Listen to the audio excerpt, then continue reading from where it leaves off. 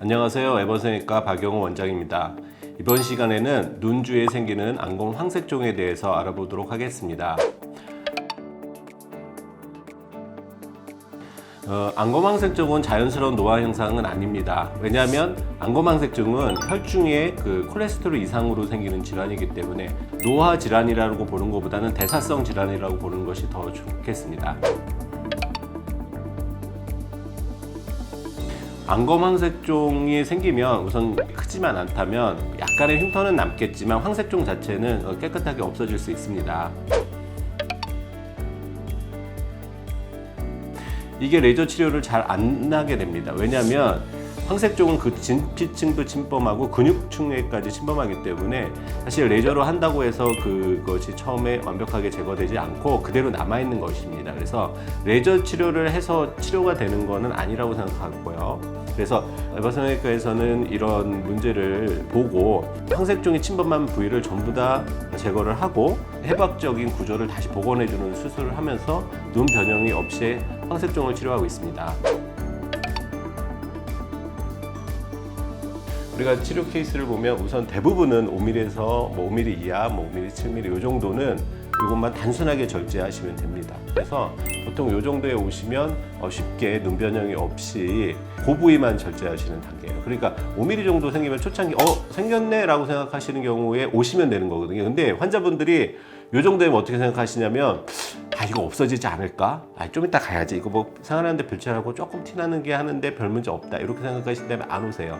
그래서 이 정도 단계로 오시는 환자들이 그렇게 많지는 않으세요. 근데 요즘에는 제가 이제 많이 말씀을 드려서 그래도 많이 오고는 계십니다. 그 다음에는 뭐냐면은 이게 이제 커지면서 눈의 코 쪽으로 내려오는 경우가 생겨요. 이제 점점 커지시는 거예요. 그래서 이것도 마찬가지 크지 않으시면 단순하게 이것만 절제하시면 되는데 문제는 우리 눈꺼풀 피부하고 코 피부는 다르거든요. 그래서 눈 피부는 되게 얇아서 잘 당겨져 옵니다. 그래서 흉이 별로 생기지도 않고 흉터도 많이 안 생기는 편이지만 우리 코뼈를 만져보면 코에 단단한 살로 이게 코를 감싸고 있는데 여기에 생기면 거기 생긴 순간에 깊이가 엄청 깊어져서 우리가 제 환자들을 이렇게 수술할 때 보면 골막까지 이 황색종이 침범합니다. 그러면 거기 있는 것도 다 잘라주고 꼬매면 어떻게 되겠어요? 흉이 많이 생기겠죠. 그리고 흉 생기는 것도 첫 번째고 두 번째는 뭐냐면 눈이 이렇게 당겨올 거 아닙니까? 그래서 눈이 몰려 보이는 경우가 생겨요. 그래서 조금만 커져도 코 쪽에 5mm 정도만 생겨도 우리가 피부 이식을 하는 게 더 나을 수가 있습니다. 왜냐하면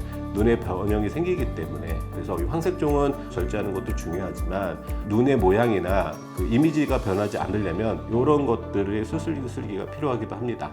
다음에는 3기는 뭐냐면 아래로 내리면서 하얀 것까지 이제 생기기 시작하는 겁니다. 그래서 보통은 나비 모양으로 생긴다고 하는 단계인데 이러면 이제 심해지신 거죠. 많이 방치도 하신 거고 상황 위에 같은 경우에는 보통 7mm 정도 되거든요. 이렇게 되면 그러면 어떻게 되냐면 단순하게 이제 절제하는 것이 안 됩니다. 그래서 눈 위나 아래는 이렇게 보면 단순 절제할 수 있는 환자도 있지만 대부분은 어떻게 하냐면 눈이 이제 앞에만 너무 자르면 눈이 앞에가 이렇게 들리거든요. 눈 앞에가 들리니까 이게 눈에 변형이 생깁니다. 그래서 인상도 많이 변하거든요. 그래서 이런 경우에는 나이 드신 분 경우에는 보통은 눈의 바깥쪽이 많이 처지시니까 상하원검 형식, 그러니까 눈을 전체적으로 자르는 수술을 시행하게 됩니다.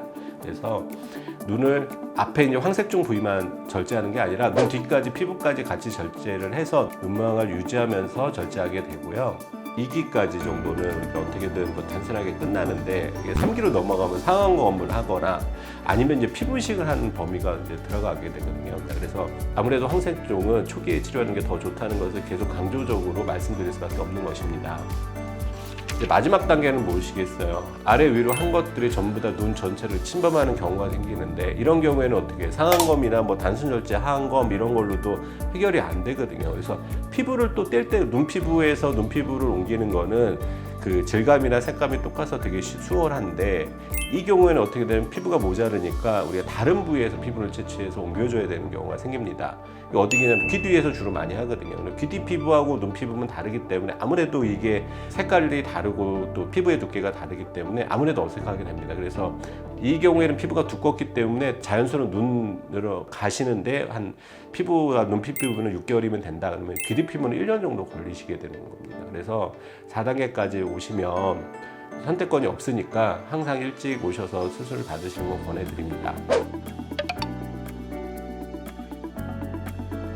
황색종 수술하실 경우에 미용수술을 겸하는 경우도 있는데요.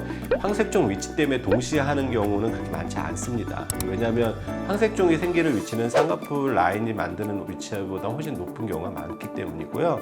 하안검에 생기는 황색종도 우리가 하안검 절개하는 것보다 훨씬 밑에 쪽에 생기기 때문에 동시에 하시는 거면 오히려 또 모양이 안 좋아질 수 있습니다. 그래서 저는 환자분들한테 보통 황색종 수술을 하시고 6개월 정도 경과하신 다음에 미용 수술을 하시라고 보내드리고 있습니다. 그 황색종을 치료할 때 첫 번째 중요한 것은 아까 말했던 초기에 오시면 치료도 잘 되고 재발도 많이 안 되는 경우가 많습니다. 그리고 두 번째 중요한 것은 뭐냐면 이 황색종은 혈중의 콜레스테롤 수치 이상으로 생긴다고 했는데 이게 정상인 경우는 꽤 많고요. 그리고 높지 않는 경우도 꽤 있는 겁니다. 그래서 높은 사람 경우도 사실은 있기는 하지만 그게 또 오히려 드뭅니다. 그래서 제가 환자분한테 설명할 때 뭐냐면 이 수치만 갖고 절대로 생각하지 말고 황색종이 생기시면 아 나는 지방을 대사하는데 문제가 좀 있구나라고 생각하시고 어떻게 하시냐면 식이요법을 먼저 하시는데 첫 번째로는 기름진 거 많이 드시지 마셔야죠. 근데 이제 자연산 기름을 안 먹을 수 없으니까 자연산 기름은 드시고 그 우리가 가공된 기름 이렇게 빵 어떤 거면 마가린, 초콜릿, 감자튀김, 팝콘, 그리고 케이크 뭐 이런 정도. 예, 그리고 식품을 보면 불포화 지방산, 뭐 포화 지방산 뭐 이런 것들이 있거든요. 거기서 제일 중요한 건 트랜스 지방이 들어있는지 안 들어있는지 확인하는 겁니다. 트랜스 지방이 제가 생각할 때는 제일 안 좋은 것 같거든요. 황색종에는. 그래서 트랜스 지방은 강조 피해 주시랍사 하고 보내드리고 있습니다. 그리고 두 번째는 운동을 해야 됩니다. 운동은 어떻게 하냐면 하루에 30분씩 걷는 걸로 해서 일주일에 3번 이상 하시는 것이 좋습니다. 그래서 이 식이요법과 운동용을 이렇게 하시고요. 피 검사를 했는데 비정상인 거 높다. 그런데 이렇게 식이요법하고 운동요법을 해서 3개월 했는데 이게 안 떨어진다. 그러면 세 번째로는 약물요법을 해서 고지혈증 약을 드셔서 지질 수치를 더 낮추시는 것들이 황색종을 재발하거나 발생하지 않는 데 도움이 됩니다. 지금까지 에버성형외과 박영호 원장이었습니다.